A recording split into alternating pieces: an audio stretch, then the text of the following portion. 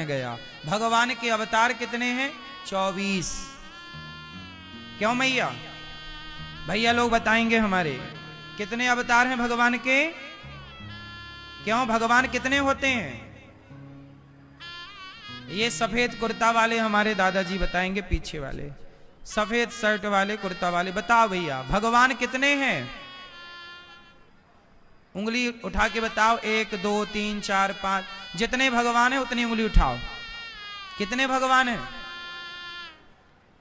मैया आप बताओ, आगे वाली मैया, ये पीछे मैया लाल पीली हरी गुलाबी सारी मैया बताओ भगवान कितने? मेरी मां जोर से।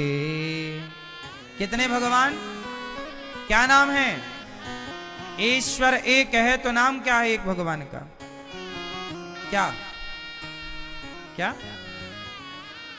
एक भगवान आप सब बोल रहे हैं ईश्वर एक है, तो क्या नाम है उन एक का? क्या नाम है?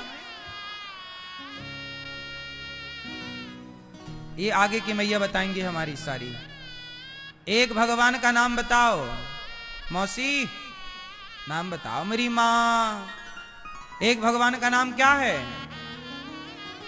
क्या? ये बताएंगे हमारे भाजी, बताएंगे। चलो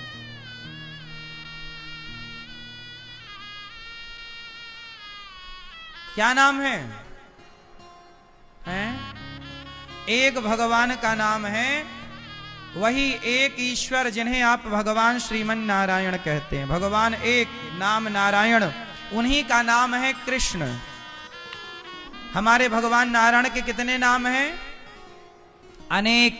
अनेक रूप रूपाय विष्णवे प्रभु विष्णवे। हमारे एक भगवान अनेक रूप लेते हैं। क्यों? अब जरा मुझे एक प्रश्न का उत्तर आप लोग दो।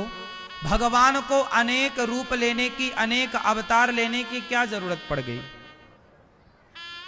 क्या जरूरत थी? एक ही अवतार से ना काम हो जाता, अनेक अवतार की क्यों जरूरत पड़ी? तो इस प्रश्न का उत्तर ध्यान से सुनो। भगवान को अनेक अवतार क्यों लेना पड़ा, इसकी एक कथा है। कहो तो सुना दूं आपको। किस किस को सुनाऊं? आवाज आ रही है ना? ठीक है, सुनो। ए भैया, बाबू भैया, क्या देख रहे हो? मोबाइल हैं? सुनो, ईश्वर ने, हमारे भगवान ने अनेक अनेक लीलाएं, अनेक अवतार क्यों लिए? अब अनेक अवतार क्यों लिए उसकी कथा सुनो।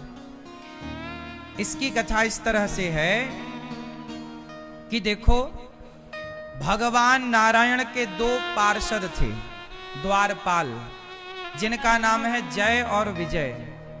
एक बार जय विजय जब द्वार पर खड़े पहरा दे रहे थे भगवान नारायण के द्वारपाल, तब वहां सनकादि आ गए। 4 ऋषि, सनक, सनंदन, सनातन, सनत कुमार, चारों संतों ने प्रवेश करने का प्रयास किया कि हमें भगवान नारायण का दर्शन करने जाना है, जाने दो। तो जो द्वारपाल थे 2, उन्होंने रोक दिया, ठहरो, हम आपको जाने नहीं देंगे, घुसने नहीं देंगे। सनकादियों ने कहा कि देखो भगवान का आदेश है कि हम कभी भी आए, हमें कोई रोक नहीं सकता। आप कौन होते हैं रोकने वाले? बहुत कहा सनकादियों ने कि हमें जाने दो, मिलने दो, पर सनकादि जिद करते रहे, जाने का प्रयास करते रहे, जय और विजय रोकते रहे। 3 बार रोका जय विजय ने, नहीं जाने देंगे, नहीं जाने देंगे, नहीं जाने देंगे। तब श्राप दे दिया सनकादियों ने, तुम हमें रोकते हो भगवान का दर्शन करने से, जाओ हम आपको श्राप देते हैं। आपने हमें 3 बार रोका है, जाओ आप 3 जन्मों तक राक्षस हो जाओ। तो सनकादियों ने क्या दे दिया? श्राप दे दिया। क्या दे दिया? श्राप दे दिया, जाओ 3 जन्मों के लिए राक्षस हो जाओ। जब श्राप दिया तो भगवान नारायण अंदर से दौड़े दौड़े आए। क्या हुआ भैया, काहे शोरगुल कर रहे हो? कहा कि जय विजय चरणों में गिर पड़े, प्रभु हमें श्राप दे दिया, ये संत आए थे, हमने रोक दिया, बड़ी गलती हो गई, श्राप दे दिया, कह रहे हैं कि 3 जन्मों के लिए राक्षस बनोगे। तब भगवान बोले कि आप 3 जन्म राक्षस बनोगे तो हम आपका उद्धार करने के लिए 4 बार अवतार लेकर के आएंगे। तुम 3 बार आओगे, हम 4 बार आएंगे। तो भक्त कितनी बार आएगा? 3 बार। और भगवान कितनी बार आएंगे? भक्त कितनी बार आएंगे? 3 बार। और भगवान, अब हुआ क्या कि 3 जन्मों का श्राप मिल गया जय और विजय को। वही जय विजय एक बार हिरण्याक्ष हिरण्यकश्यपु बने, एक बार रावण कुंभकर्ण बने, और एक बार शिशुपाल और दंतवक्र बने। अब बताओ कि भगवान ने बोला कि मैं 4 बार अवतार लूंगा, तो 4 बार एक ही अवतार नहीं ले सकते थे ना, अलग अलग अवतार लेना पड़ा। उदाहरण के लिए समझो, जैसे हिरण्याक्ष नाम के दैत्य ने पृथ्वी को पानी में छिपा दिया, तो उस समय किसका अवतार हुआ? पृथ्वी की स्थापना करने के लिए भगवान ने किसका अवतार लिया? वाराह। हिरण्याक्ष को मारा और वाराह भगवान ने पृथ्वी की स्थापना की, क्योंकि वाराह अवतार से जो काम हो सकता था तो वो वाराह अवतार से ही होता। फिर दूसरी बार क्या हुआ? प्रहलाद के कहने से भगवान ने खंबे से अवतार लिया, खंबा तोड़कर। क्या अवतार था वो? नरसिंह अवतार। कौन सा अवतार था? अब एक बात बताओ कि जहां नरसिंह अवतार की जरूरत थी वहां क्या 12 अवतार लेकर आते तो काम चल जाता? उत्तर दो। प्रहलाद के पिता ने वरदान मांगा था, मैं दिन के मरूं ना, रात के मरूं ना, आकाश में मरूं ना, पाताल में मरूं ना, अस्त्र से मरूं ना, शस्त्र से मरूं ना, मनुष्य से मरूं ना, किसी देवता से मरूं ना, जानवर से मरूं। तब भगवान ने हिरण्यकश्यपु को मारने के लिए स्पेशल अवतार लिया, नरसिंह। आधा नर आधा सिंह। तो जो काम नरसिंह भगवान से हो सकता था वो काम 12 भगवान से नहीं हो सकता, और जो काम 12 भगवान से होता वो नरसिंह भगवान से नहीं होता। दोनों रूपरेखा अलग अलग थी, इसलिए भगवान को 2 अवतार लेने पड़े, एक 12 और एक नरसिंह। फिर क्या हुआ? तीसरा अवतार भगवान का राम को लेना पड़ा रावण को मारने। फिर तीसरा कृष्ण बनकर आए, शिशुपाल दंतवक्र। अच्छा, एक और अवतार लेना पड़ा, वामन। राजा बलि ने 99 यज्ञ किए, 100वां यज्ञ करने जा रहे थे। तब राजा बलि को 100वां यज्ञ करने से रोकने के लिए भगवान ने एक 52 अवतार लिया। कौन सा अवतार लिया? जोर से। 52 अवतार। छोटे से वामन जिन्होंने 3 पग भूमि का दान लिया। पहले पग में पाताल, दूसरे पग में सत्यलोक नापा, और तीसरा पग राजा बलि के मस्तक पर रखा। दूसरा पग जब सत्यलोक पर गया तो ब्रह्मा जी ने पांव धो के कमंडल में डाल लिया। वही जल गंगा जल के रूप में भगीरथ जी की तपस्या के बाद छोड़ा गया। तो देखिए, जहां जरूरत थी वामन अवतार की वहां वामन अवतार लेना पड़ा। वामन, जहां नरसिंह की जरूरत थी नरसिंह। भगवान ने अनेक अवतार लिए, अनेक स्थितियां सिचुएशन ऐसी बनी तो लेना पड़ा। इसलिए हमारे भगवान नारायण कभी नरसिंह बन गए, वामन बन गए, कभी राम बन गए, कभी कृष्ण, हैं एक ही, पर अनेक समय पर अनेक अवतार लेकर अनेक काम करते हैं। बात समझ में आई कि नहीं? तो भगवान के टोटल अवतार कितने हो गए? एक बार भगवान ने मछली अवतार ले लिया, मत्स्य। एक बार कछुआ बन गए, कच्छप अवतार। समुद्र मंथन हुआ ना तो पहाड़ नीचे की तरफ जा रहा था, तो कच्छप भगवान ने पर्वत को धारण करने के लिए कच्छप अवतार लिया। एक बार भगवान ना अमृत का बंटवारा करने के लिए वो मोहिनी बन करके आ गए, मोहिनी। अब देखो, ये हमारी स्त्रियां, माताएं, बहनें, इन्होंने भगवान से कहा कि आप जब देखो पुरुष बनकर आते हो, आप स्त्री तो बनते नहीं हो। तब भगवान ने स्त्रियों की खुशी के लिए एक स्त्री का अवतार धारण कर लिया। भगवान के अवतार का नाम क्या है? मोहिनी। क्या अवतार का नाम है बताओ? मोहिनी। भगवान नारायण मोहिनी बन करके आ गए, ताकि स्त्रियों को अच्छा लगे कि भगवान पुरुष ही पुरुष बनते हैं, इस बार स्त्री बन गए। तो हमारी माताओं का भी ख्याल भगवान तक रखते हैं, इसलिए जितने पुरुष हैं अपनी अपनी पत्नियों का ख्याल रखा करो, क्योंकि नारियों का ख्याल तो भगवान भी रखते हैं ना। देखो, नारियों की खुशी के लिए भगवान स्त्री बन गए। आप भी अपने पति को कभी साड़ी वाड़ी पहनाती हो कि नहीं मैया? चलो आज तुम भी स्त्री बनो, आज आप पुरुष बन जाओ, आज हम पुरुष तुम स्त्री, अदला बदली कर लो। क्यों भैया, आप पहनते हो कभी साड़ी वाड़ी? भाभी जी पहनाती है? नहीं, भाभी पहनाना, कभी इनको साड़ी पहनाना और इनके कपड़े आप पहन लेना, अदला बदली, कभी आप कभी आप। भगवान नरसिंह भगवान ऐसी करते हैं, कभी पुरुष बन जाते हैं, कभी स्त्री बन जाते हैं। भगवान यही करे। सुनो, एक बार शंकर जी भी साड़ी वाड़ी पहनने लग गए। बोलो हाँ, पार्वती जी पहना रही हैं। अच्छा, शंकर जी ने साड़ी पहनी और बिंदिया लगाई और चूड़ियां भी पहनी, काहे पहनी जरा बताओ? एक बार शंकर जी ना स्त्री बने, भगवान नारायण तो स्त्री बने, मोहिनी भगवान, लेकिन शंकर जी भी एक बार स्त्री बने। आप बता सकते हो कि शंकर जी स्त्री कब बने? कब बने? हाँ, सुनाएंगे हम आगे कथा। जब भगवान श्री कृष्ण रास रचाए तो उस रास मंडल में सम्मिलित होने के लिए भगवान शंकर को भी स्त्री बनना पड़ा, और शंकर जी नारी बन करके गए। शंकर जी भगवान कृष्ण के रास में पहुंच गए स्त्री बनकर। तो कभी कभी स्त्री बन जाना गलत तो नहीं है। शंकर जी बन रहे हैं, भगवान नारायण बन रहे हैं, तो मुनि भैया बन जाना,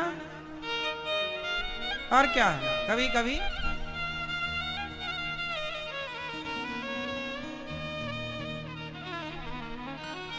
शंकर जी एक दिन वो भोले भंडारी बन करके ब्रज नारी वृंदावन आ गए।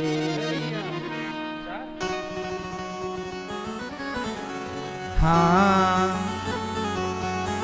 पार्वती जी मना के हारी, ना माने त्रिपुरारी, वृंदावन आ गए, वृंदावन आ गए।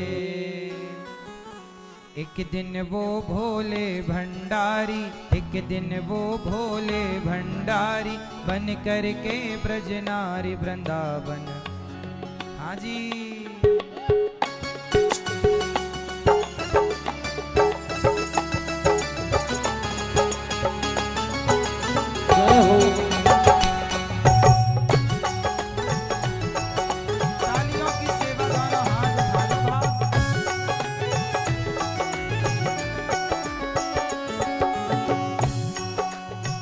दिन वो भोले भंडारी बन करके ब्रज नारी वृंदावन आ गए। पार्वती जी मना के हारी, पार्वती जी मना के हारी, ना माने त्रिपुरारी, वृंदावन आ गए, वृंदावन आ गए। एक दिन वो भोले भंडारी, एक दिन वो भोले भंडारी बन करके ब्रज नारी वृंदावन आ गए, वृंदावन आ गए। पार्वती जी मना के हारी, पार्वती जी मना के हारी, ना माने त्रिपुरारी, वृंदावन आ गए, वृंदावन आ गए।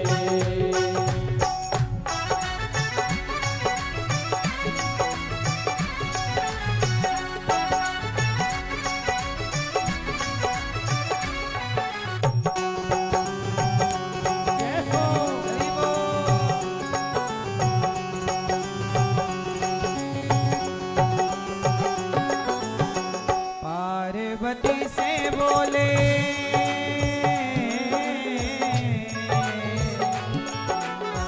पार्वती से बोले, मैं भी चलूंगा तेरे साथ में, तेरे साथ में।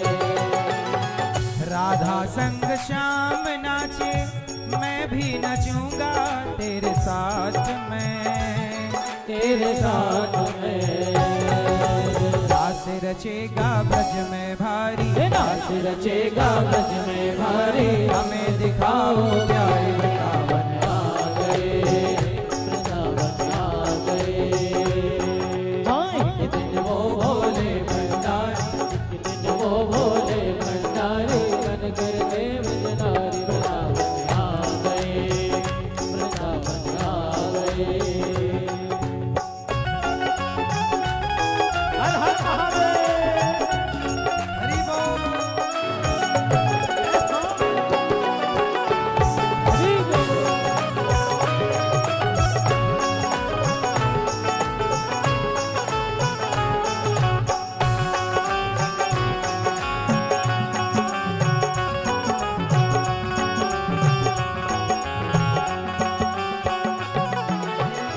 ओ मेरे भोले स्वामी कैसे ले जाऊं अपने साथ में, उसके साथ में मोहन के सिवा पुरुष न होगा उस रास में, उस रास में। हंसी करेंगी ब्रज की नारी, हंसी करेगी ब्रज की नारी, मानो बात हमारी वृंदावन आ गए, वृंदावन आ गए। हाँ एक दिन वो भोले भंडारी, वो भोले भंडारी, बन कर दिल की माई वृंदावन आ गए, वृंदावन आ गए।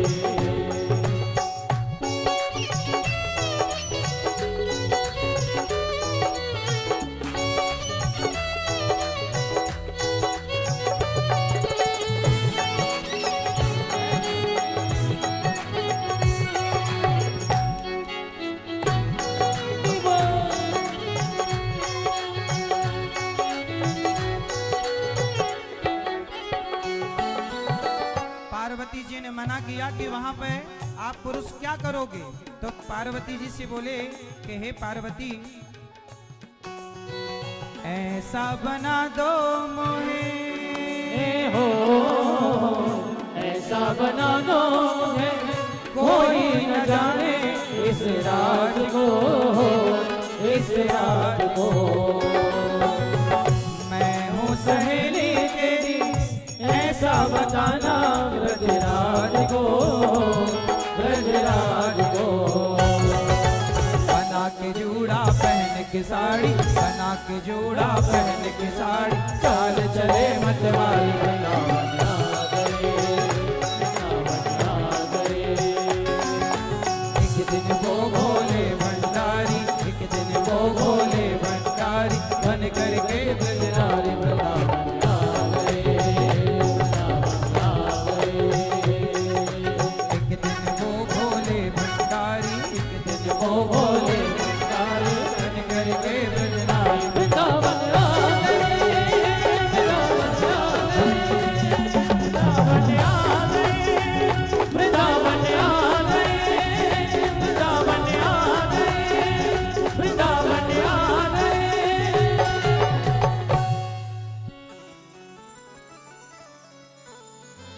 पार्वती से बोले, कौन बोले? शंकर जी। पार्वती से बोले मैं भी चलूंगा तेरे साथ में, उस रास में। राधा संग श्याम नाचे मैं भी नचूंगा उस रास में, कृष्ण साथ में। रास रचेगा ब्रज में भारी, रास रचेगा ब्रज में भारी, हमें दिखाओ प्यारी वृंदावन आ गए, वृंदावन आ गए। शंकर जी भी जिद पर अड़ गए कि हमें जाना है। अब सोचिए, कभी भगवान नारायण को मोहिनी अवतार लेना पड़ा, तो कभी शंकर जी को रास में जाने के लिए स्त्री बनना पड़ा। तो ये लीला है भगवान की। तो ऐसे करते करते ना भगवान के बहुत अवतार हो गए। वैसे अवतार तो हरि अनंत, हरि कथा अनंता, पर फिर भी 24 अवतार कहे गए हैं। कौन कौन से अवतार? नारायण, नारद, हरि, कपिल देव, श्री राम, हंस, हयग्रीव, मोहिनी, दत्तात्रेय, सुखधाम, नरसिंह, वामन, व्यास जी, ऋषभ देव, कौमार, यज्ञ पुरुष, धनवंतरी, बुद्ध कल की अवतार, पृथु राजा, बारह पुनि, कृष्ण चंद्र भगवान, परशुराम, मत्स्य, कमठ, पद्म पुराण प्रमाण। 24 अवतार। इन 24 अवतारों में एक अवतार, 2 अवतार विशेष हैं, राम और कृष्ण। ये 24 अवतारों का वर्णन वेद व्यास जी कर रहे हैं। एक दिन व्यास जी महाराज उदास बैठे थे, तो नारद जी ने पूछा कि आप उदास क्यों हैं? बोले, मैंने 17 पुराण लिखे, बड़ा ज्ञान वैराग्य का निरूपण किया, पर शांति नहीं। जैसे आप लोग सवाल करते हो ना, महाराज जी हम सबके साथ अच्छा करते हैं, हमारे साथ बुरा होता, शांति नहीं है। सुनो, वेद व्यास जी भी कह रहे हैं कि मैंने 17 पुराण लिखे पर शांति नहीं। शांति कैसे मिलेगी? नारद जी ने कहा कि आपने अभी तक भगवान की कथाएं, बाल चरित्र, बाल लीलाओं का ठीक ठीक से निरूपण नहीं किया, प्रेम का निरूपण नहीं किया। ऐसा कोई ग्रंथ नहीं है आपका जहां केवल प्रेम ही प्रेम हो।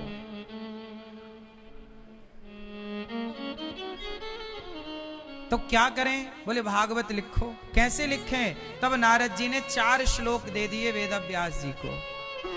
अहमेवासमेवाग्रे नान्यद्यत् सत्सत् परम।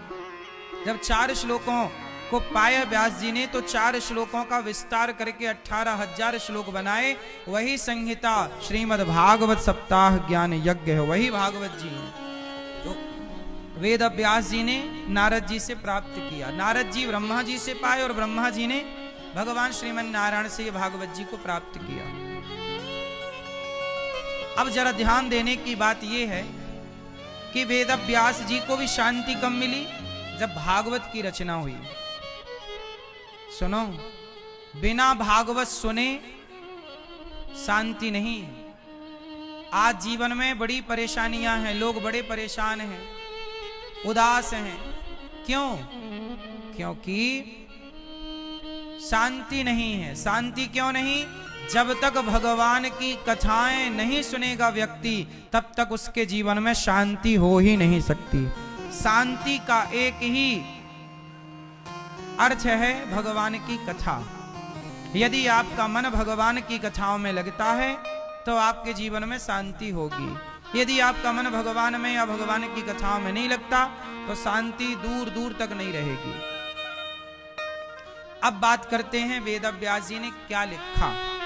वेद व्यास जी ने महाभारत से भागवत जी की शुरुआत की।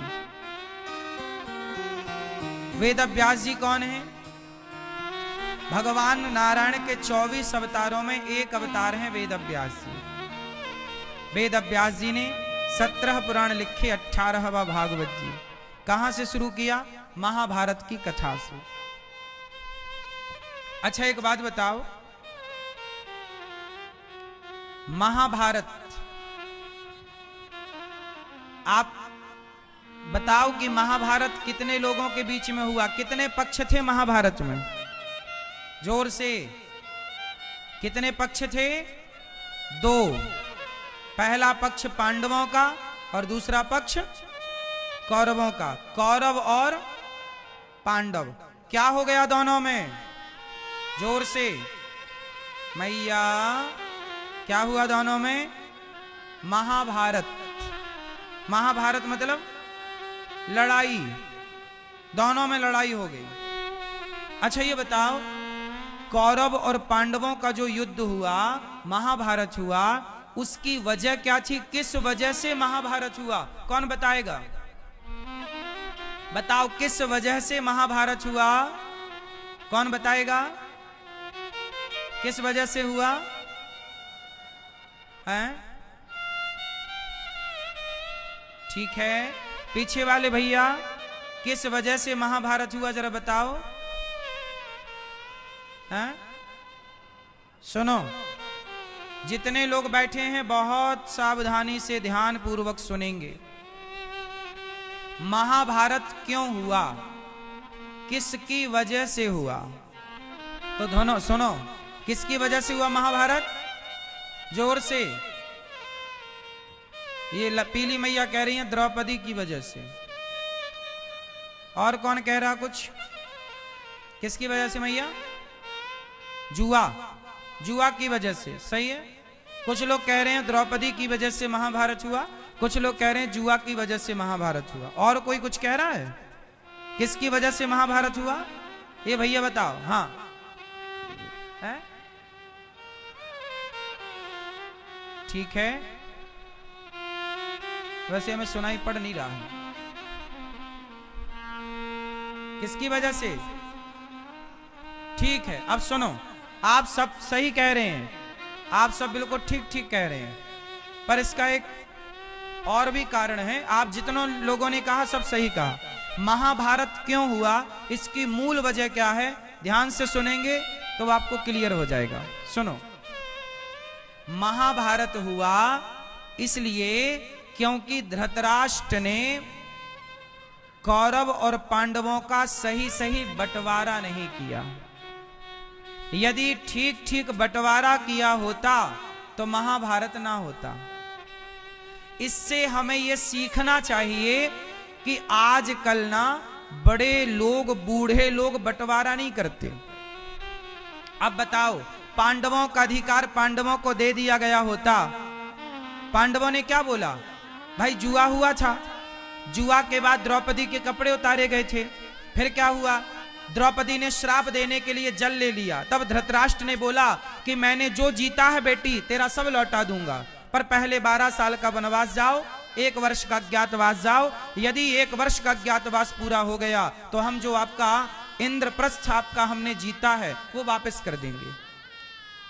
अब ये बात धृतराष्ट्र ने कही, फिर क्या हुआ, पांडवों का 12 साल पूरा हो गया, 1 वर्ष अज्ञात पूरा करके आए। तब भगवान कृष्ण गए कि शांति दूत बनकर, भैया पांडवों का अधिकार दे दो। चलो, आपने बोला था ना कि हम पांडवों का देंगे, तो जो पांडवों के हक की जमीन थी वो पांडवों को दे देते, जो कौरवों के हक का था वो कौरव तुम ले लेते।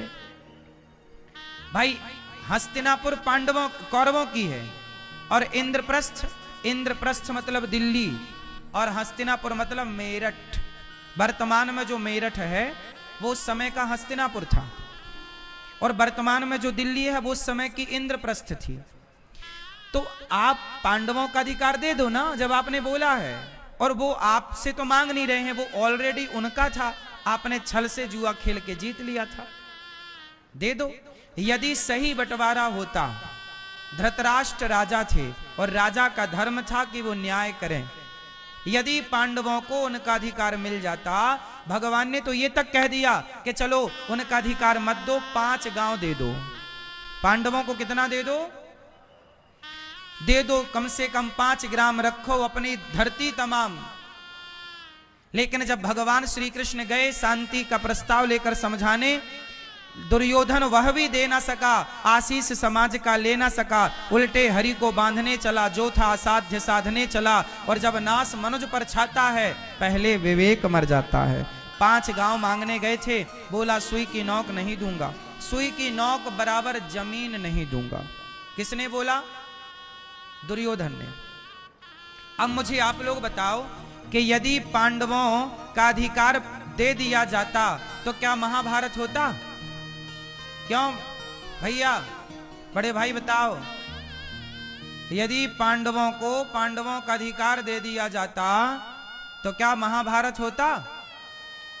उत्तर दो जोर से। नहीं।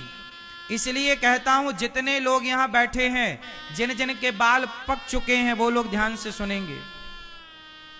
आप लोग बहुत जल्दी अपने बच्चों को बंटवारा कर दो। अच्छा ये बताओ, बंटवारा करना ही पड़ता है, ये प्रकृति का नियम है या नहीं? ये बात सही है या गलत है? बंटवारा तो होना ही है। राम लक्ष्मण भरत शत्रुघ्न का भी बंटवारा हुआ था। आप रघुवंशम महाकाव्य उठा के देख लीजिए, बंटवारा तो करना ही पड़ता है, हंस के करो रो के करो। इसलिए भाई भाई आपस में लड़ जाएं, उससे अच्छा है कि लड़ाई झगड़ा होए बिना आप बहुत समय से बंटवारा कर दें, इसी में आपकी भलाई है। बड़े बेटे को दे दो, भैया ये तेरा, छोटे बेटे को दे दो, और कुछ अपने पास बचा के रखो, सारा ना दे देना, वरना बेटे सब लेके आपको ही बाहर निकाल दें तो क्या करोगे। कुछ अपने पास रखो ताकि बुढ़ापे में आपको रोटी मिलती रहे सम्मान की। आजकल ना होता क्या है, बूढ़े लोग बंटवारा नहीं करते। फिर क्या होता है, बंटवारा किए बिना बूढ़े आदमी मर गए, और जब मरे तो बच्चे लड़ने लग जाते हैं, ये वाला मैं लूंगा, ये वाला खेत में, ये वाला घर में, आपस में लड़ते लड़ते मर रहे हैं। तुम तो मर गए, अब तुम्हारे बच्चे लड़के मर रहे हैं, जिम्मेदार कौन? आप जिम्मेदार। यदि तुम्हारे बच्चे आपस में लड़के मर गए तो जिम्मेदार तुम ही तो बनोगे ना, क्योंकि तुमने ठीक ठीक बंटवारा नहीं किया। इसलिए सही वक्त पर सही बंटवारा। देखो, रामायण भी लिखी गई और महाभारत भी लिखा गया। रामायण क्यों लिखी गई? राम ने अपने भाई का अधिकार छोड़ दिया, चल मैं राजा नहीं बनता, मेरी मां चाहती है कि भरत राजा बन जा, लो भरत तुम राजा बन जाओ। अधिकार छोड़ दोगे तो रामायण लिखी जाएगी, और अपना अधिकार मांग लोगे तो महाभारत लिखा जाएगा। मांग लिया पांडवों ने कि हमारा दो, चलो मांग लिया तो महाभारत हो गया, और नहीं मांगा तो रामायण हो गई। राम ने नहीं ही तो मांगा, कहां मांगा राम ने, लेकिन पांडवों ने मांगा कि भैया हमारा वाला चलो हमारे को लौटाओ, खेत हमारा घर ला, तो महाभारत। और सुनो, लड़ाई दूसरों से नहीं होती, लड़ाई अपनों से होती है। पांडव और कौरव कौन है? सगे भाई हैं, चाचा ताऊ के। भाई धृतराष्ट्र और पांडु ये दोनों एक ही पिता की संतान हैं, इनकी माता अलग अलग है, हाँ या ना? दोनों एक बाप की संतान है, सगे भाई हैं, पांडु और धृतराष्ट्र और विदुर जी, तीनों भाई हैं। पर विदुर जी तो अपना नीतिवान है, वो कुछ लेना ही नहीं चाहते, लेकिन ये दो लोग लड़ रहे हैं। धृतराष्ट्र को चाहिए क्या था कि वो ठीक ठीक बंटवारा कर देते, लेकिन लालच आ गया कि मेरे बेटे 100 हैं, ज्यादा जमीन जायदाद चाहिए, तो पांडवों का भी हड़प लेना चाहते हैं। पांडवों को जिंदा जलाने के लिए लाक्षागृह तैयार कर लिया था दुर्योधन ने, जिंदा जलाना चाहता था। भीम भैया को जहर देके पानी में फेंक दिया दुर्योधन बड़ा मनमाना आचरण करने वाला व्यक्ति है, लेकिन क्या है, धृतराष्ट्र को पुत्र का मोह है, ये मेरा बेटा दुर्योधन। बेटे से लाड़ प्यार करो, पर उतना जितने में बच्चे बिगड़ ना जाएं। कई बार आपके जरूरत से ज्यादा लाड़ प्यार के कारण ना आपके बच्चे आंख वाली हो पर देता है, पर मां भी देती है। सबसे ज्यादा बच्चे आपके पास होते हैं, माताओं के पास। बताओ, बच्चे ज्यादा किसके साथ होते हैं, पिता के साथ कि मां के साथ? बचपन में जोर से मां। तो बच्चों को संस्कार देना किसकी जिम्मेदारी है? बाप की तो है, 100% जिम्मेदारी है, पर बाप से ज्यादा मां की जिम्मेदारी है, क्योंकि बच्चा आपके साथ ज्यादा रहता है, मतलब मां के साथ। जीजाबाई एक स्त्री है, एक मां हुई इस धरती पर, जीजाबाई, शिवाजी की मां। शिवाजी नाम सुना आपने? वीर शिवाजी, जिन्होंने इस देश को आजादी दिलाने में मुगलों से बहुत लड़ाइयां लड़ी, बहुत बड़ा योगदान, अपने प्राणों की आहुति उन्होंने दी। शिवाजी की मां जीजाबाई, जब शिवाजी 14 वर्ष के थे, छोटी छोटी कथाएं, छोटी छोटी बातों में माता जीजाबाई ने अपने बेटे को बचपन में ही योग्य बना दिया, संस्कार दे दिया। युद्ध के नियम बता दिए, जीत की परिभाषा बता दी। एक माँ अपने बेटे को चाहे तो राम बना दे और एक माँ चाहे तो अपने बेटे को रावण बना दे। ये आपके हाथ का काम है मेरी माँ। हम ये नहीं कहते कि पुरुष की जिम्मेदारी कुछ नहीं है, पिता की भी जिम्मेदारी है कि वो भी अपने बच्चे को योग्य बनाए, आपकी पूरी जिम्मेदारी है, लेकिन माँ की भी जिम्मेदारी है। बच्चे बिगड़ते हैं तो बच्चे कब बिगड़ जाते हैं? आधे बच्चे तब बिगड़ जाते हैं जब माँ लापरवाह होती है, और पूरे बच्चे तब बिगड़ जाते हैं जब बाप लापरवाह होता है। तो बच्चे लापरवाह यदि बने, बच्चे यदि बिगड़े, तो माँ बाप दोनों का ही 50-50 योगदान होगा। इसलिए लापरवाही ना करो। दूसरी सीख हमने पाई कि धृतराष्ट्र और गांधारी की तरह पट्टी आंखों में नहीं होना चाहिए। महाभारत से हमने तीसरी शिक्षा पाई। महाभारत से क्या सीखा आप लोगों ने? महाभारत हमें यह सिखाता है कि कभी भी हमें चुप नहीं रहना चाहिए। गलत हो रहा है तो सहो मत, बोलो।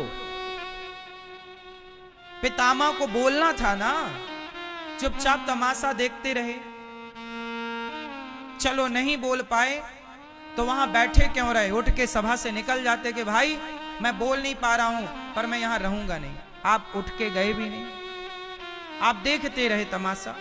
इसलिए पितामह को बाणों की सैया पर लेटना पड़ा, है ना? मैया, ओ लाल मैया, हरी मैया, ओ पंचायती मैया, बैठ जाओ मेरी माँ। मैया, ओ लाल मैया, बैठो मेरी माँ। सब बैठ जाओ, जहां जगह मिल जाओ वहीं बैठ जाओ। और आप ठंडे ठंडे में आई हो मेरी माँ, 3 बजे से कथा का टाइम है, समय से आयो करो मेरी मैया। ये नीली मैया कहां चली? मैया, ओ मेरी मां, सुनो। महाभारत क्यों हुआ? भीष्म पितामह की चुप्पी भी कारण है महाभारत की। महाभारत का कारण कर्ण भी है। कैसे? अच्छा बताओ, दोस्त कैसा होना चाहिए? कर्ण जैसा हो या ना हो? क्यों? कर्ण ने ये तो मानना पड़ेगा कि अपने दुर्योधन का साथ दिया। आखिरी तक जान रहे थे कर्ण कि मेरा मित्र गलत है, पर साथ दिया। अब आप कहोगे कि जी दोस्ती ऐसी ही होनी चाहिए। अच्छा बताओ, कर्ण जैसा मित्र दुर्योधन ने पाया तो कर्ण सही थे या गलत थे? कर्ण सही हैं या गलत हैं? आप बताओ। दानवीर कर्ण सही हैं या गलत हैं? उत्तर दो। आप लोग अपना भी विचार रखा करो, अपने भी सत्संग के दौरान, अध्ययन के दौरान चीजों को समझा करो। ये कथाएं केवल लिखी और पढ़ी नहीं जाएं, ये हमारे जीवन से जुड़ी रोजमर्रा की घटनाएं। मित्र कैसा हो? आपका भी तो कोई ना कोई मित्र होगा। मित्र कैसा हो बताओ? कर्ण ने सही किया कि गलत किया? जोर से, जोर से। सही किया कर्ण ने। कितने लोग इस बात का समर्थन करेंगे हाथ उठा के? कर्ण सही थे। चलो अब हाथ नीचे करो। कर्ण ने गलत किया दुर्योधन का साथ देकर। कितने लोग इस बात का समर्थन करेंगे? चलो, अधिकांश लोग ये कहना चाहते हैं कि कर्ण ने दुर्योधन का साथ देकर सही किया। ऐसा ही तो आप कहना चाहते हैं। अब सुनो, ऐसा आप लोग क्यों कहना चाहते हैं? क्योंकि आपने सुना बस है, टीवी पर देखा है, कभी अपना दिमाग लगा करके उसमें चिंतन नहीं किया। अब आओ अपना दिमाग खर्च करते हैं। आओ आप सब लोग, हम लोग अपना अपना दिमाग लगाएं, है ना, और फिर निष्कर्ष तक पहुंचे कि बात सही और गलत क्या है। सही गलत के निर्णय तक पहुंचने के लिए हमें अपनी बुद्धि खर्च करना चाहिए। आओ खर्च करते हैं बुद्धि, विचार करो। अच्छा ये बताओ, मित्र की परिभाषा क्या है? मैं शराब पीने लग जाऊं और मेरा मित्र कहे कि यार मैं तो अपने दोस्त का साथ दूंगा। एक बात बताओ, जब द्रौपदी के कपड़े उतारे गए उस समय दानवीर कर्ण वहीं पर बैठे थे। चलो दुर्योधन तो दुष्ट था, पर कर्ण तो समझदार थे। क्या कर्ण का धर्म नहीं था कि वो अपने मित्र को गलत काम करने से रोकते? अरे मित्र का साथ देना मित्र का धर्म है, तो मित्र को गलत काम करने से रोकना भी तो मित्र का धर्म है। क्यों जी, मित्र आपका कोई गलत काम करेगा तो आप रोकोगे कि नहीं? रोकेंगे। लेकिन आप इसका मतलब ये थोड़ी कि यार तू मेरा मित्र है, चल तू बलात्कार कर रहा है तो मैं भी करूं तेरे साथ क्योंकि तू मेरा मित्र है। नहीं। भरी सभा में जब कपड़े उतारे जा रहे थे तो वहां दुर्योधन से तो उम्मीद थी नहीं, धृतराष्ट्र से तो कोई उम्मीद थी नहीं,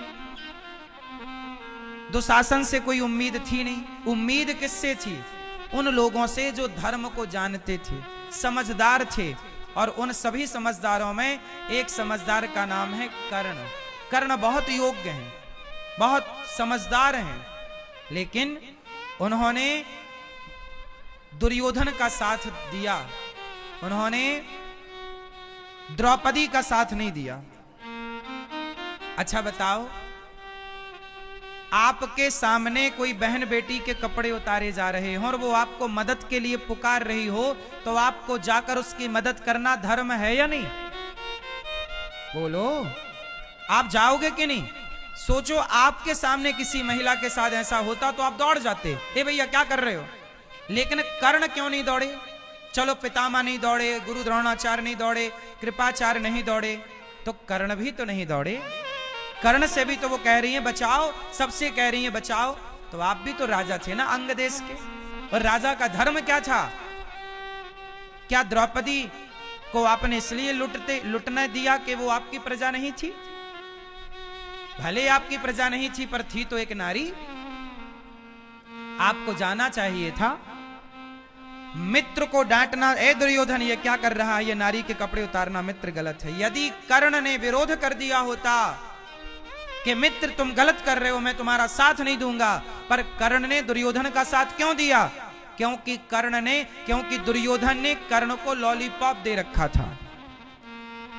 दुर्योधन ने कर्ण को क्या दे दिया?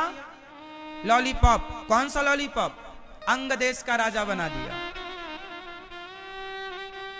दुर्योधन ने कर्ण को क्या बना दिया भैया? अंग देश का राजा। एक बात बताएं साहब, किसी का उपकार मत लेना अपने माथे पर। कर्ण को सारी जिंदगी चुप रहना पड़ा, क्योंकि कर्ण के ऊपर दुर्योधन का एहसान है, उपकार है।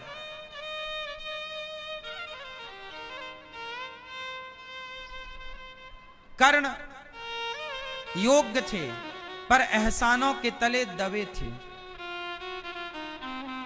यदि कर्ण को अंग देश का राजा बनाया है दुर्योधन ने, तो कर्ण गुलाम हो गए। कर्ण बोले कि आपने तो मुझ पर बहुत बड़ा उपकार किया है, अब जो कहोगे वो करूंगा। तो कर्ण के ऊपर उपकार करके दुर्योधन ने कर्ण से गलत काम करवाए।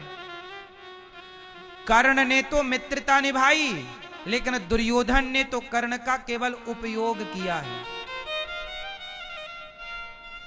दुर्योधन ने कर्ण का क्या किया? केवल उपयोग। इसलिए यहां आपके लिए एक शिक्षा छिपी हुई है कि गरीबी 4 दिनों की होती है, एहसान सदा का होता है।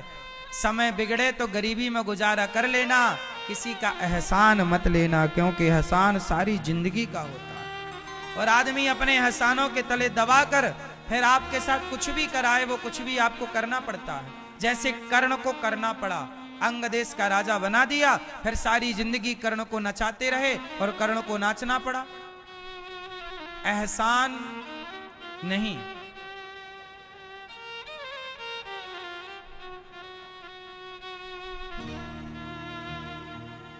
एहसानों के तले दबना सही नहीं। मेरी मां, हमारे शास्त्र ना आंखें खोलने वाले हैं। अब किसी की आंखें ना खोलें तो इसमें गलती किसकी है? भरी सभा में अब देखो, महाभारत में अच्छा बताओ, न्याय हुआ था कि अन्याय हुआ था? धर्म हुआ था कि अधर्म हुआ था? उत्तर दो। सब लोग बताओ, महाभारत के युद्ध में धर्म हुआ था कि अधर्म हुआ था? जोर से। मैया क्या बोलती तू? बोलो मेरी मां, कुछ बोलती रहो। सब लोग बोलते रहो कुछ कुछ जो पूछा जाए। सब शांति से बैठो है। चलो बताओ, महाभारत में धर्म हुआ था कि अधर्म हुआ था? उत्तर दो। क्या हुआ? धर्म। सुनो, महाभारत में अधर्म भी हुआ है। कहां हुआ? किसकी तरफ से हुआ? कौरवों की तरफ से भी अधर्म हुआ और पांडवों की तरफ से भी अधर्म हुआ। किसने अधर्म कराया? अब ध्यान से सुनना पूरी बात। कहां अधर्म हुआ? सुनो, अधर्म की शुरुआत किसने की? पहले इस पे विचार करो। अधर्म की शुरुआत कहां से हुई? अभिमन्यु की मृत्यु से। जब अभिमन्यु को मारा गया, चक्रव्यूह बनाया गया गुरु द्रोणाचार्य के द्वारा। उस युद्ध का नियम था कि एक योद्धा से एक ही योद्धा युद्ध करेगा, लेकिन अभिमन्यु के साथ सात महारथियों ने, बल्कि 8 दिग्गजों ने युद्ध किया। युद्ध का नियम था कि योद्धा के हाथ खाली हो तो उस पर प्रहार ना किया जाए। जब अभिमन्यु के हाथ खाली थे तब उस पर प्रहार किया गया। योद्धा रथ से नीचे हो तो उस पर प्रहार ना किया जाए, पर अभिमन्यु रथ से नीचे थे, प्रहार किया गया। उस प्रहार में कौन कौन था? सुनो, कर्ण को यह बात पता थी कि पांडव मेरे भाई हैं। बाद में पता हो गई ना, भगवान कृष्ण ने बता दिया, कुंती माता ने बता दिया कि तू मेरा बेटा बड़ा है। भगवान कृष्ण ने भी बता दिया कर्ण को कि भैया तू कौन्तेय है, राधे नहीं है। अब कर्ण को यह बात पता थी। जब कर्ण को यह बात पता थी कि पांडव भाई हैं, भगवान ने ऑफर भी दिया था कि पांडवों का साथ दो कर्ण, पर कर्ण बोला कि नहीं, मैंने तो दुर्योधन का साथ देना है। अभिमन्यु की मृत्यु में जिम्मेदार कर्ण भी है, पता है आपको? कर्ण को यह पता था कि यह मेरा सगा भतीजा है, फिर भी कर्ण ने ही प्रहार किया अभिमन्यु पर तलवार का। और वो अभिमन्यु लड़ता रहा। धर्म से जीत ना पाए ये लोग, अभिमन्यु को अधर्म से मारा है।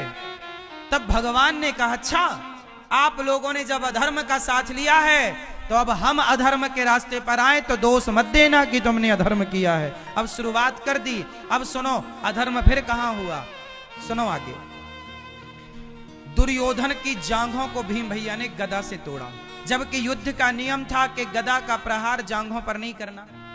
गदा पीठ पर मार सकते हो, छाती पर मार सकते हो, जांघों पर नहीं। जब बलराम भैया आए और बलराम भैया ने भीम को डांटा, क्यों भीम, आपने युद्ध के नियम का उल्लंघन कर दिया, क्या जरूरत थी? आपने जांघ पर गदा मारा, जांघ पर गदा मारना अधर्म है। तब बलराम जी को समझाया भगवान कृष्ण ने कि दाऊ भैया आप जाओ तीर्थ यात्रा पर, यहां ज्ञान मत दो। क्यों? ये भीम ने गलत किया है, दुर्योधन की जांघ पर गदा मारा है। तब भगवान श्री कृष्ण बोले, दाऊ भैया ये दुर्योधन वही है जिसने द्रौपदी को बोला आजा मेरी जांघ पर आकर बैठ जा। क्या दूसरे की स्त्री को अपनी जांघ पर बिठालना धर्म था? जब इसने धर्म का मुंह नहीं देखा तो इसकी मृत्यु के लिए धर्म का मुंह कौन देखेगा? भैया आप बताइए। यदि ये धर्मात्मा होता तो इसके लिए भी धर्म देखा जाता, पर ये तो धर्मात्मा नहीं है। तो सुनो, भगवान कृष्ण कहते हैं कि अधर्मी को अधर्म से मार देना ही धर्म है। अधर्मी को अधर्म से मार देना ही, जोर से, धर्म। अधर्मी को किससे मारें? अधर्म। इसलिए अधर्मी है तो राम जी ने बाली को छिपके मार दिया। राम जी ने बाली को छिपके क्यों मारा, यह सवाल खड़ा रहता ना। लोग पूछते हैं कि राम जी ने बाली को छिपके क्यों मारा, क्यों मारा छिपके? बताओ, राम जी ने बाली को छिपके क्यों मारा? क्योंकि बाली कैसा है? अधर्मी है। क्यों अधर्मी है? क्योंकि उसने सुग्रीव की पत्नी को अपनी पत्नी बना के रखा, जबकि अनुज बधू भगनी सुतनारी सुन सठ कन्या सम एचारी, इन्हीं को दृष्टि बिलोकें जोई, ताही वधे कछु पाप न होई। छोटे भाई की पत्नी आपकी पुत्री की तरह है। क्यों भैया बताओ, आपका जो छोटा भाई है, छोटे भाई की पत्नी क्या लगी आपकी? हैं? बेटी ही है वो। छोटा बड़ा भाई पिता समान होता है। बड़ा भाई किसकी तरह होता है? बोलो, ए मेरी माँ, थोड़ा बोलो मेरी माँ। बड़ा भाई किसकी तरह होता है? पिता की तरह। तो फिर भाभी कौन होती हैं? माँ की तरह। बड़ा भाई पिता और भाभी माँ की तरह। तो फिर छोटा भाई कौन हो गया? छोटा पुत्र की तरह हो गया, और जो बहू आएगी वो पुत्री की तरह होगी। अब बाली ने अपने छोटे भाई की पत्नी को रख लिया पत्नी बनाकर, तो बाली ने सही किया कि गलत किया? जोर से बोलो, गलत था ना। तो राम जी ने कहा कि भाई बाली, तुमने गलत किया, तुमने अपने भाई की पत्नी को रख लिया, इसलिए ताही बधे कछु पाप ना होई, पाप नहीं है तुम्हें मारना। फिर बाली ने दूसरा सवाल किया कि राम, मैं तो बंदर हूं, और बंदर के लिए क्या भाई और क्या भतीजा और क्या छोटा और क्या बड़ा, बंदर तो बंदर है। तब भगवान राम बोले कि बंदर तो बंदर है, पर बंदर कहीं किष्किंधा का राजा थोड़ी होता है। तुम राजा हो, तुम सामान्य बंदर नहीं हो, तुम देवताओं के अवतार हो, तुम कोई सामान्य हो। अब सुनो, राम जी ने छिपके क्यों मारा बाली को, इसकी भी एक कथा है, कहो तो सुना दूं? सुनो, बहुत ध्यान से सुनो। राम जी ने बाली को छिपके क्यों मारा? कारण यह है कि राम जी ने सुग्रीव को वचन दिया, सुन सुग्रीव मारी हूं बालहि एक ही बाण, ब्रह्म रुद्र शरणागत गए ना उबरी ही प्राण। राम जी ने सुग्रीव से कहा कि सुग्रीव, मैं बाली को एक ही बाण से मारूंगा, क्योंकि उसने तुम्हारी पत्नी का अपहरण कर लिया। एक ही बाण से मारूंगा। चलो ठीक है।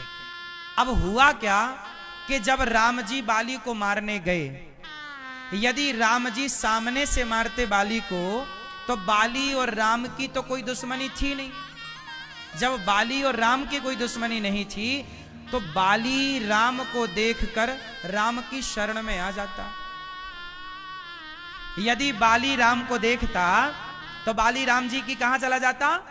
शरण में। और राम जी का नियम है कि शरण में जो आएगा मैं उसे कभी नहीं मारूंगा। शरणागत कहूं जे तजहि, हित अनहित अनुमान, तेनर पावर पापमय तिनहि बिलोकत हान। शरण में आए हुए को मैं कभी नहीं मारता, राम का वचन है। अब राम कह रहे हैं कि बाली शरण में आएगा तो मैं उसे छोड़ दूंगा, और सुग्रीव को वचन दे चुके हैं कि मैं बाली को मारूंगा। अब राम प्रतिज्ञा एक ही बार करते हैं, राम की प्रतिज्ञा 2 बार नहीं होती। अब राम फंस गए। राम क्या हो गए? बीच में फंस गए। क्या फंस गए? यदि बाली को नहीं मारते तो सुग्रीव क्या बोलेगा? अच्छा, आपने हमारे भाई को मित्र बना लिया और हमें धोखा दे दिया। यदि राम जी बाली को ना मारते तो सुग्रीव क्या कहता कि राम ने मेरे को धोखा दे दिया, बोला था मारूंगा, नहीं मारा। तो राम पर क्या आरोप लगता कि राम ने सुग्रीव को क्या दे दिया? धोखा। इसलिए भगवान राम मजबूर हो गए कि सामने से मारता हूं तो बाली शरण में आ जाएगा, नहीं मारता तो सुग्रीव मुझे धोखा देने का आरोप लगाएगा। इसलिए राम जी ने बोला क्या करूं? बोले छिपके मारूं, ओट में। छिपना मतलब पेड़ की ओट में खड़े होकर मारा। सवाल खड़ा हुआ, छिपके क्यों मारा? राम जी बोले अब मेरे ऊपर तो सवाल खड़े होंगे। अब राम जी पर दो सवाल खड़े होंगे। एक सवाल ये खड़ा होगा कि राम जी ने छिपके क्यों मारा, जो कि आज तक खड़ा है। यदि छिपके ना मारते, सामने से मारते, तो सुनो, बाली राम की शरण में आता कि नहीं? क्योंकि बाली अपनी पत्नी तारा को कह चुका है, कह बाली सुन भीर प्रिय समदर्शी रघुनाथ, जो कदाच मोहि मारी हूं तो पुनि हूं सनाथ। तारा से कह चुका है बाली कि राम भगवान है, यदि वो मुझे दिख गए तो मैं शरण में चला जाऊंगा, वो मुझे क्यों मारेंगे, मेरी उनसे तो कोई दुश्मनी। अच्छा, बाली की राम से कोई दुश्मनी थी ही नहीं, तो राम बाली को क्यों मारेंगे? तो बाली तो कन्फर्म था कि राम मुझे नहीं मार सकते, लेकिन राम ने छिप करके मार दिया। और जब बाली को मारा, बाली सामने गिरा, तो राम जी पर आरोप लगा कि आपने छिपके क्यों मारा। अब मैं आप लोगों के सामने दो बातें रखता हूं, आप उत्तर दीजिएगा। राम पर एक आरोप यह लगा कि छिपके क्यों मारा। यदि छिपके नहीं मारते, सामने से मारते, और बाली शरण में आ जाता, और शरण में आ जाता और राम जी फिर भी मार देते, तो राम पर यह आरोप लग जाता कि शरण में आए हुए के प्रभु आपने मार दिया। यदि राम शरण में आए हुए को मार देते तो फिर राम की शरण में जाता कौन? इसलिए राम मजबूर हो गए, क्योंकि सुग्रीव को वचन दे चुके थे कि बाली को एक बाण से मारूंगा। अब उस वचन की रक्षा करनी थी, तो छिपके मारा। तो राम जी पर एक आरोप यह लगा कि छिपके क्यों मारा, और यदि सामने से मारते तो एक आरोप यह लगता कि आपने सुग्रीव को धोखा दे दिया। नहीं मारते तो सुग्रीव तो यही बोलता ना कि राम ने धोखा दे दिया, बोला था मारूंगा, नहीं मारे। तो अब बताइए, राम पर दो आरोप लगने तय हैं। एक ये कि छिपके क्यों मारा, एक आरोप ये कि धोखा दे दिया सुग्रीव को। बताओ कौन सा आरोप ज्यादा प्रभावित करता राम को? यदि राम